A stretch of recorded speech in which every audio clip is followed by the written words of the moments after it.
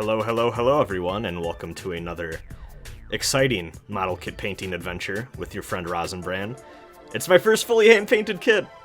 This was so much fun to do, and I do have to apologize because the footage you are looking at is like 10 to 11 months old. This episode is long overdue. I should have edited this all together and talked over it ages ago, and I just procrastinated and I lost sight of it, and I'm sorry. But here I am, like I said, like 10 or 11, almost a full year later, and I'm talking over it now. So hey, better late than never, I suppose. But yeah, what you're seeing was my big model kit project that I took on last summer. I wanted to, while the weather was nice, because, you know, I live in Wisconsin where I don't really have the perfect indoor setting to do any sort of spraying in terms of like primer or any top coating or anything like that. So I'm really at the mercy of the weather and going out into the yard and being able to do that sort of thing. So I have to make sure that I do all of my painting stuff basically in the summer when it's nice enough to do that, and also look for days where it's not super humid and the spray isn't going to get all fucked up. So kind of a tumultuous situation there. But while the weather was nice, I decided I want to do my first fully hand-painted kit, goddammit. So I decided to go for a kit I was already pretty familiar with. The HG The Origin line is a line I like a lot, even though I've only built 2 kits from it. One of them was the Char's Zaku 2, which I liked a lot. And then the second one was this HG Zaku 2, just the regular grunt version. The type C6/R6, which I don't remember off the top of my head what the differences are between those 2 configurations. I think that's just a thing that's in the Origin continuity. I think it depends on the chest part you choose. Like, I think the C6 has like a little Vulcan like minigun in the chest, and the R6 is just the regular Zaku, or something like that. I don't know. Some Mobile Suit expert in the comments probably knows, or the Gundam Wiki can probably tell you the difference there, but I'm pretty sure I built the one with the minigun version. We'll have to look through the footage, but, or with the Vulcan chest cannon. But I really liked my experience building the Zaku 2 Char version, so I figured, fuck it, let's do the Zaku 2 regular grunt green version for my first fully hand-painted kit. I figured you can't go wrong with a classic like this one, and I just really like the Origins visual design changes to all of these old 1979 designs that, you know, they're iconic, they're classics.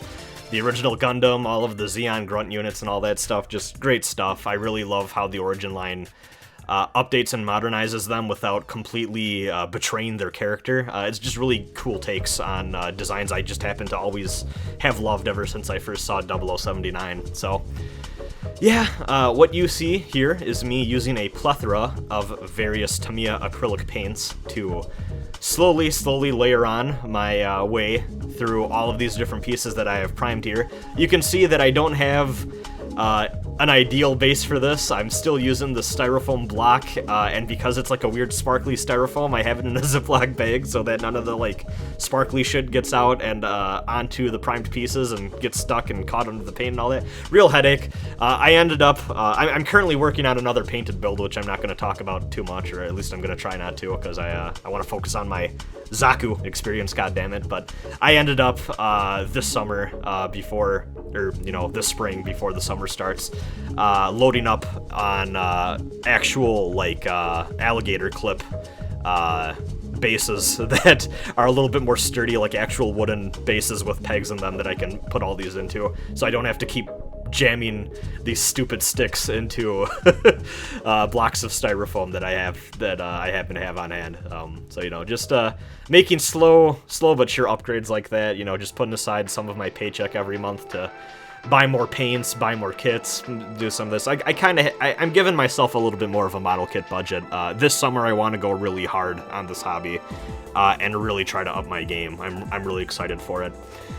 So I guess I should talk a little bit more about my painting process, though. The first thing I do want to say is all of the materials are listed at the start of the episode if you kind of want to paint this kit along with me and kind of want to mimic what I went for in terms of color scheme. Now, I do have to apologize. The first painting build and chill I did, I kind of fucked up because I listed all of the paints I just bought. Like, I just looked through my all of my different paint orders that I had made online, and I just listed them all out, even though that I didn't use, I think, most of those paints in that actual episode where I painted the high-grade Strike Freedom. Or I didn't paint the full thing, but I painted some of the details, like the wings and all that. So I apologize for that if there's any confusion there for those of you who watched that. Now, one thing that I did learn painting this, and this is actually a good piece to talk with this about, you may have noticed when I was painting the foot there that I wasn't painting the bottom, and that's because it's technically two separate colors. Same with the arm here. The back of the arm and like the sides of the arm there are more of like a darker green than the main body green that I'm painting on here. What I really should have done is I really should have broken up these pieces more. I broke these down into different subunits that I felt comfortable painting, which is something I've seen a lot of professional hand painting people do, like just looking up, ooh, I shook the camera there, whoops. You know, just watching Model Kit YouTube stuff. I also started to realize that maybe those people are just a little bit better at hand painting than I am as a absolute amateur beginner. And maybe I should have been a little bit safer and broken these down a little bit more. I ended up actually completely disassembling and priming piece by piece my the current project I'm working on now. Again, not to talk about that too much, and it's kind of it's a tricky thing to do, and I don't know, maybe if anyone has advice down below how you handle this, but the Zaku 2 I broke down into these individual chunks and then primed them all up, whereas with the kit I'm working on now, I ended up just completely disassembling it and basically almost priming piece by piece. You know, there's a few pieces I left as bigger units, but that just felt like a waste of primer, but then doing it this way felt a little bit more inaccurate, so I don't know if I should be priming in bigger chunks, and then when it comes time to paint, disassembling further from the pieces I primed, like priming in bigger groups and then painting in smaller groups. I don't know, if you have any advice or anything you want to, you know, let me know down in the comments, feel free to. I'm definitely open to, you know, hearing more from people who have a little bit more experience at this thing than I do. And one thing you're seeing me do here is I'm going for the common adage that you will always hear people talking about, especially with Tamiya acrylics, is many thin coats. Because you want to have your paint thinned to a consistency that is similar to milk, and when you put on your first coat, it's not going to look great, and you're going to notice it's splotchy, it's uneven, and how you get that evenness is you wait for it to dry as best you can, because if you go over it too fast, it's going to pick up that coat that you just laid down, and it's going to start moving it. It's not going to be great. It's going to get mushy real fast and not look cool. So what you're going to want to do is you're going to want to do your first coat through. Just accept it's probably not going to look very good right now. You're going to have to tighten it up later. You can even see I could have maybe thinned this a bit more. I think this is looking a little gloopy, this gray paint I'm laying down. I'm not worrying about the back there because that part isn't going to be visible once it's attached to the kit. You always got to keep in mind too how your kit goes together and all of the parts that you don't really need to worry about painting because they're not going to be visible. Though, that being said, better safe than sorry. You don't want to accidentally not paint something and then you put it together and realize like, oh shit, I didn't paint that, now it looks bad. So, you know, just gotta use a little bit of cautious judgment when doing that. And this gray is definitely going on too thick. I really needed to thin this fucker down a bit more than I had. Yeah, that's going on a little rough, so fuck me for not noticing that, and I just kept going at it, but oh well, you know, this is the sort of thing you learn doing this over and over again, and also that's part of the reason I'm reviewing this footage, so that I can look back and laugh at my own mistakes and hopefully ignore them in the future. If your stuff isn't thinned enough, you can see it's not running and covering as much as it could. It has more of a textured look, and you can clearly see more of the brush strokes that are going on there, which isn't great. You typically, you know, I've seen people say having a little bit of brush strokes kind of also gives it like a painterly feel, so it's not the worst thing in the world, but you know, you want it to be smoother rather than messy and kind of gloopy like it is right now. So you definitely want to use, again, coats that are about the consistency of milk, and just accept it's going to be a little bit runny and uneven. But the more layers you put on, again and again, once you go over the pieces and then you go back over that new dry layer, or the first dry layer with more and more coats, it'll become more even and it'll start to look more like a solidified color over time. I kind of lucked out doing a pretty green color scheme here, because what you end up seeing is that even though that it's not fully even in some places, even by the time the build's over, that's kind of okay with green because it kind of gives it a little bit more of like a camo look that kind of fits with the military theming of Gundam. So I kind of lucked out with that, but even then, I think I got a pretty consistent coat color-wise with what I wanted. I think I did a pretty good job most of the time with most pieces. Just taking it easy and doing many thin coats rather than trying to make something that ended up looking a little too gloopy. That being said, the bazooka, you can kind of tell by the time this is done, it looks a little bit rougher than the rest of the kit, I think, even looking at it now. You know, I don't know, sometimes you can be a little too harsh when you make a piece of, you know, I'm going to call it a piece of art. I was about to stop myself, but, you know, fuck it, model kits are art. You know, they may come pre-packaged, but then you customize them and you build them up, and, you know, you make your own art out of a pre-packaged base, and that's kind of beautiful in its own way. I kind of, you know, I think that it's easy to kind of devalue your creativity or stuff like that when you're making something that isn't completely whole cloth original. But, you know, what we're doing here is its own art form. It's definitely a skill, and we're doing something creative, and we're exercising that part of our brain and using judgment and creativity and imagination to make something that we think looks cool and we want other people to see. So, you know, it's fucking art, goddammit, by my take, at least. And I completely lost track of what I was going for. Oh, yeah, I guess I was talking about the coats and all that I was going for here. Now, I guess the only other advice I guess I have is, I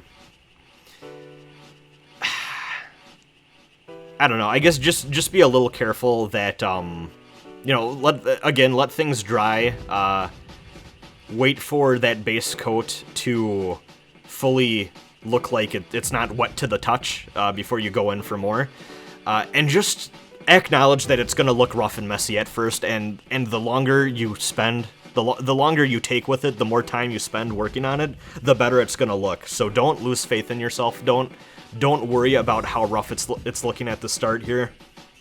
It will tighten up and get better. It will start to become closer to what you think it should look like, even if you don't get there all the way. You know, God knows this is my first paint job. It's pretty rough, but I'm still pretty happy with the end result I got, and I thought I did a pretty solid job with it. And here you go, right here again. I really feel like I should have broken down these pieces more. I'm having to be really careful here. You can't really see it, but I'm using, well, there you go. The edge of my desk, you can see right there at the bottom left of the frame. I was using that to brace my arms, to steady my paint hand a bit. Here's a close-up on one of the painted, I believe that's the kneecap. Yeah, that's the kneecap right there. Some more shots. You can really see, I really love how that torso came out. That looked clean. One thing I kind of regretted, and I learned about just reading other people talk about painting, and here's a close-up of me painting the bottom of the feet. I didn't worry too much about this. No one's ever going to see the bottom of the feet. I wasn't going to display this on an action base. I already knew that. I wanted just something in kind of a stationary standing pose. So I was like, fuck it. Why don't I do this one-handed with a phone in one hand and a paintbrush in the other, and just kind of stick it into the styrofoam block there and just paint right on here, just to kind of show off the brush going in there and doing its work. And you can see I'm kind of dropping paint on and kind of fanning it more than actually going for strokes in that traditional way. I'm using the side of the brush a lot to get good coverage. Maybe I should have used a bigger brush. My paintbrush selection is actually a little limited right now. I picked up a set that I don't even think is technically really like a model kit brush set. I don't know if that makes much of a difference, to be honest with you. I think somewhere around, I think I bought a Tamiya weathering brush, but I haven't used that yet. Maybe I should find an excuse to use that this summer. But yeah, you want to just kind of apply the paint. I found using the side of the brush kind of helps with kind of covering the strokiness of it a little bit, and getting more coverage, more of a cleaner job. And sometimes, I don't know if this makes sense, but I feel like in a way, you need to let the paint do the job more than you're letting the actual brush do the job, and I feel like that's something that won't make sense to anyone who's never done this before, I'm sorry, but if you start to move it around too much, I think that's when you start to get into trouble, and that's when it's going to show. And then I'm using the tip of the brush for more precise work, like right here. Again, I should have disassembled this down further. I probably could have saved myself a ton of headache by just trying to paint these pieces individually and breaking this foot down to its individual components. But, you know, maybe it's not that bad that I'm trying to practice my precision here and get more of a steady hand. This head was a pain in the ass to paint. It's just a weirdly shaped head. Paint tends to pool kind of right around by the piping, so I had to, like, make sure I was working it all the way through so it didn't, like, end up looking gloopy or, like, congealing in parts, which was kind of fucking annoying. I didn't have my pink paint on hand, so I just decided to have the bazooka sight be Tamiya red. I probably could have done some paint mixing to get a pink, but I didn't really feel like doing that, and I don't know if I had, I probably could have mixed in some white or something, but I don't know if I had white on hand actually up here to do that with, but you can see it's a little bit messy, but I kind of liked the tint it had around the rim there because it kind of looked like it was glowing. Here I am going in for the semi-gloss top coat that I'm about to do before I apply any weathering or panel lining. I don't have a full gloss top coat can. I probably should. Basically, when you're applying anything that's not the, like, base, and here I am just going all the way around this box here, make sure I'm fully top coating it all the way. And look, it's a little bit shinier. And here I am a little bit later on going in for some airbrush cleaning. And unfortunately, I think this is going to happen any minute here. Oh, maybe not. You can see that arm is a little bit wobbly, and there's a good reason for that. Part of that hand broke somewhere along the line. So I needed to go in with the tried and true classic Tamiya cement and glue that back into place here. And here I am applying the panel liner, which, as I was saying, you want to apply a glossier coat to the kit to allow you to do panel lining easier and also apply markings and decals and all that easier as well. And just, I believe weathering tends to go on a little bit better. Basically, the gloss coat will let stuff just adhere to the surface a little bit better. And you can see that looks real messy. Part of the problem I ran into with the head is that these panel lines on the head don't run that deep on the base coat to begin with, and that became an even greater problem when I had applied numerous paint coats to it. Which means that I really had to go in there and try to go in on that head a couple different times. And when I went to clean it up, you can even see I feel like most of the paint didn't really stick in there all that good. So the shallowness of that design, I wish that the head panel lines were just a little bit deeper in there, just so that problem could have been avoided. But you know, Bandai, I think, makes these kits for people who just want to build them up and just have them on their shelf out of box, more so than, you know, people like us who want to go in and paint stuff right. So that's just something we got to live with and work around. But you can see I'm going in here. I'm allowing myself to be a little bit messy. Something that I kind of like about the hand-painted look is it's inherently kind of a messy thing to begin with. So I'm not beating myself up too much a little bit if I end up not being able to fully clean out the panel line application that I do, because normally what you do is you let the capillary action go in and fill in all of the different lines with your panel line paint, or whatever, the Tamiya panel liner is what it's called. So I'm allowing it to go in here and do its job. And I cleaned it up a fair bit, but I wasn't too worried about making sure I cleaned up all of it, because if you go too hard at it, you can kind of very easily end up erasing part of the panel line if you dig in too deep.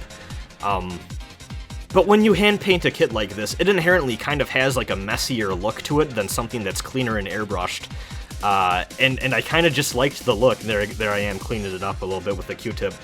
I kind of appreciated the fact that it did look like it was a little dirtied in places by the excess panel line wash that was just kind of around the lines and stuff like that. You can see I'm picking up a fair bit of it, but not getting all of it per se. I probably could have been a little bit more thorough if I wanted something cleaner, but, you know, it's whatever. I think it looks cool. I was pretty fine with it. The different bits of the piping there, you can see, I don't think I did it quite yet. Maybe, yeah, I think, oh, well, okay, not yet. I'm working on the leg, but those are fun to panel line because it just wraps all the way around it. And, ooh, that was a really nice shot of the panel line doing its job there, just going all the way down that piece there. You can see, too, there's little bits of, just, I think that's like plastic that I had sanded and just stuff from outside. I could have kept this a little bit cleaner, unfortunately, before I went in and top coated everything and all that. There's like little bits and pieces of, I think even just a little bit of dust got in there, even though I tried to clean it up with the, you know, air, compressed air, and I went through and tried to brush it up as best as I can. On my current project, I'm doing a little bit of a better job of making sure that outside contaminants like that aren't really getting in as much. Here I am going in for another top coat. This one, I believe, is the matte finish I'm going for here. One thing I kind of regret, actually, while we're watching me get good coverage all around here, well, actually, I might as well talk about this top coating, actually. Just with how windy it is in the place I typically top coat, I realized I need to get a lot closer than what is typically recommended to get a good even coat of whatever I want to spray, be it primer or top coat. Yeah, I think that ended up working out a little bit better, and overall I'm pretty happy with the build. What I was going to say, and then I cut myself off, is you can see it right there on the arm. I didn't do any seam line removal. I kind of wish that maybe I was a little too cowardly to attempt it, but I've gone through and I've since attempted it, and it didn't turn out great, but we'll talk about that on my next video, and what I attempted to do to salvage that. But, you know, overall, for a first hand-painted kit, I'm pretty happy with how this thing looks. There's a lot of lessons to be learned, and you can see there's a lot of imperfections, but god damn it, they're my imperfections, and I'm happy and proud of them. So, really fun time. Thank you all for watching. I'll see you on my next Build and Chill.